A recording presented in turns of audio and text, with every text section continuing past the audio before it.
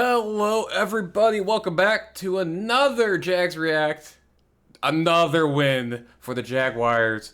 6-2 on the season for only like the third time in franchise history, approaching that mark. As the Jags beat the Pittsburgh Steelers in Pittsburgh 20-10 in a game that credit Pittsburgh for staying in the game, especially defensively. But man, this game should have been a big blowout. This should have been way worse than it was. Oh man, I'm gonna get to the negatives first, and the first thing I will say is stop turning the ball over. 3 big time turnovers that were huge in this game. It really and I felt really negative on that. I'm like, oh man, that's a scary proposition. And they're all big, and they're all inside Pittsburgh territory, 2 in the Pittsburgh red zone. Again, the Jags could put 40 in this game if they wouldn't have turned the damn ball over or made their own mistakes. Maybe not 40, 30, but 30. This game could have been way worse of a blowout. That's offensively, the Jags played excellent football outside of a drive or two. Really one bad drive. The one where it started at the 2 after the just stupid interception by Trevor Lawrence. But I think they played overall pretty well. There was another long drive they gave up later in the game, but they didn't break. Only giving up 261 yards of total offense, 93 of those on one drive. They played pretty damn good. I'm not going to give them shit for 1 or 2 drives. That's going to happen. The Jags ended up with 3 sacks on the day, and after complaining, I'm like, man, they need to get home more. They did just that. Josh Allen with 2 of them, coming in strong, getting his 8th and 9th sacks of the season. I have criticized him a lot, and this was a big game. This is why I want to see consistent love. Take over the game. If you want to be paid like a top flight guy, this is the type of stuff you need. You need to take over the game late. He did that with 2 big sacks. Trayvon Walker with a sack as well. That's a good sign of things to come. I think the offense never stalled out in this game. I'm gonna make this positive. Last few games the offense seemed to really stall out in the second half of games, like really badly. 3 and outs, 4 and outs. Just letting teams come back in it, and it just felt like that was going to be the ammo. They really didn't do that in this game. They only had one real bad drive in this game. I'm not including their final drive, which was after a turnover on downs. They ran 3 plays just to run out some clock, basically to force the timeouts. I'm not going to give them too much shit for that drive. Before that, they only had 1 3 and out, and every other drive was at least 6 plays, except for the long touchdown play of the Travis Etienne, the 56-yard TD, which was a fucking phenomenal throw and a phenomenal route. I am concerned about Etienne's injury because he seemed a little off today, and even on that 56-yard, you could tell he didn't have the same speed. But man, this was a complete win all around. You hope Kenny Pickett's okay. He went out in this game after a hard hit. Sounded like a rib injury. There's some concerns there, obviously, with him. I don't want to see people get injured. I thought Mitch Trubisky came in, played okay, gave the offense a little bit of spark at times, had the touchdown throw to George Pickens. George Pickens kind of showing what he can do at times, but he only had 1 catch for 22 yards, and Deontay Johnson had a big game, 8 for 85, no touchdowns. Evan Ingram, oh my God, dude. It doesn't show up in the stat sheets as much, but he had 10 receptions, 88 yards, and every one of them seemed like they were for a big play, for a first down, or some big yardage to get back in the field goal range. He has been a hell of a signing for Jacksonville since he came over. He kind of given a bit of a bust label in New York and drops, and outside of a fumble today, he looked phenomenal. Calvin Ridley looked good early, and then they kind of went away from him. Christian Kirk had a few catches. Trevor Lawrence didn't play a bad game. I thought he was under pressure a lot. 24 for 32, 292 on the TD. He played fine. This team finally did well on third downs, and I think that was the biggest difference in this game. 6 for 13 on third downs. Is that great? Not super great, but has it been better than it has been? absolutely. And then on defense, holding the Steelers to only 3 for 12, 0 for 2 on fourth downs. This team played phenomenal. This was an all-around team game. I thought they looked really good. I still think there are issues in terms of long-term, like Super Bowl caliber. Is this team a Super Bowl caliber team? I don't think so. But are they? Right now they got a 2-game lead division. Tennessee looks like they might have had something to leave us today. Holy shit, that was a scary sight for Jags fans, in my opinion.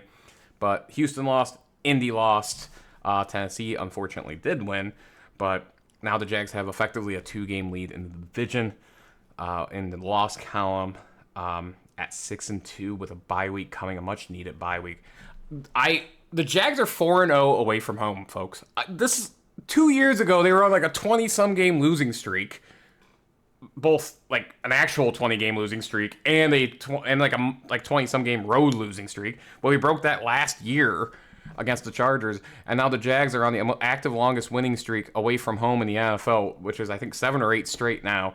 And I say away from home because they played a home game in London. So it's crazy to think the Jags are 6-2 after the gauntlet that's been these last 5 weeks or so. I thought 5-3 would be fine. That's where I was hoping they would be. Especially after the loss to Houston was still looked horrible, but beating the Falcons and Bills at London, then the immediate turnaround against the Colts, and that Thursday nighter, where the team just looked tired, and then a long delay before they got to Pittsburgh, beating them 20-10. Always tough Pittsburgh team. I don't think this Pittsburgh team's good, but they're always gonna play you tough. They're gonna win a bunch of games for reasons unbeknownst to anybody else.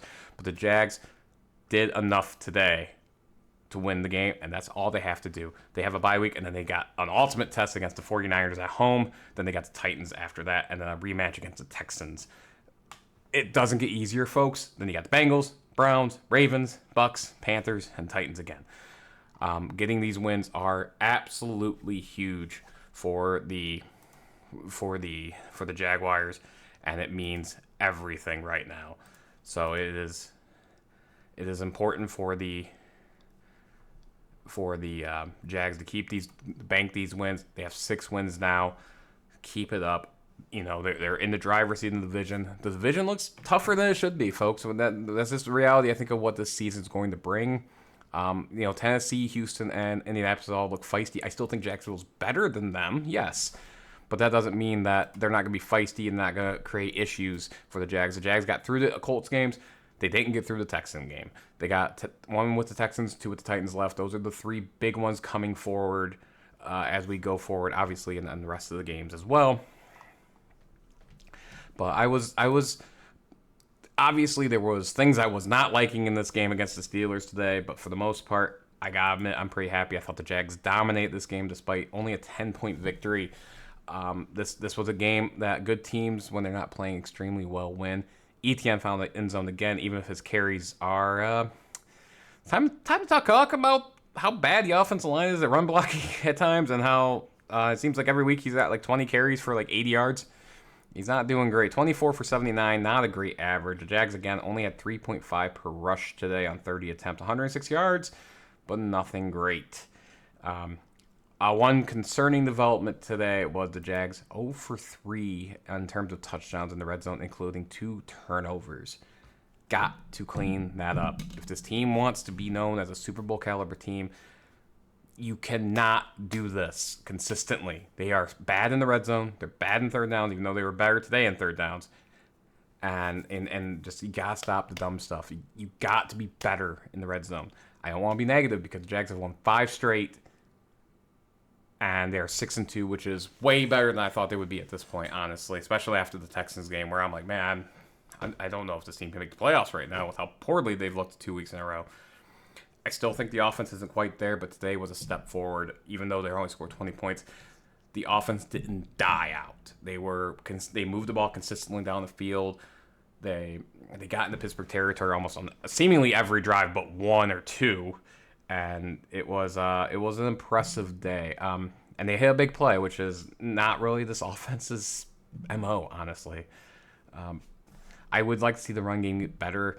I think Tank Bigsby's probably not going to see many carries going forward. He had another crucial fumble today. And honestly, I think DeForest Johnson should be the backup at this point. I think Tank Bigsby's got a shot to be a solid second back in this league, but it just seems like when he's in, bad things happen. And right now, probably should bench him right now. And just use him as an as needed basis and not make plays for him. It's gotta be in the doghouse. Anytime he plays, he's got a couple bad fumbles this year. He's a rookie, it is what it is. But yes, Jags with a big win today at Pittsburgh. Always a tough place to play. Pittsburgh definitely came to play on defense at times in this game. Although, again, I felt the Jags moved the ball well against the Pittsburgh defense. Pittsburgh did get 3 sacks. They're going to get their sacks. It is what it is. They got their turnovers. The Jags didn't stop, TJ Watt had half a sack, but it did feel like they got a lot of pressure. They sent a lot of blitzes. But I thought Trevor played well considering the circumstances. And hey, Pittsburgh was 4-2. Even if you don't think they were really any good, and their point differential would tell you that, they're always well coached. They don't make mistakes. Look, they had 2 turnovers. One was at the very end of the game, and then one was an interception by Trubisky. So basically, both by Trubisky. They're always going to play you well, and I think the Jags did enough today to win, and that's what matters. You can't blow out every team in the league, and you're going to have to play some close ones. And the Jags end up winning by 2 scores, so not going to complain. Again, next week, no react because the Jags are on a bye. The Jags are on a bye, so it's going to be so no react there, but the Jags will have San Francisco next. San Francisco's been on a bit of a skid lately. So both teams will be coming off a bye as well. San Francisco down right now as I speak, recording this video to the Bengals at halftime. So we will see what happens there. Big week there, and then the Jags have some just big games going forward, folks. And we'll see what happens. So gonna make this short and quick. Go Jags, 6-2, almost halfway through the season now. And a big game coming up in Week 10 against the Niners. We will see what happens. Until next time, everybody, go Jags, baby. Deuces.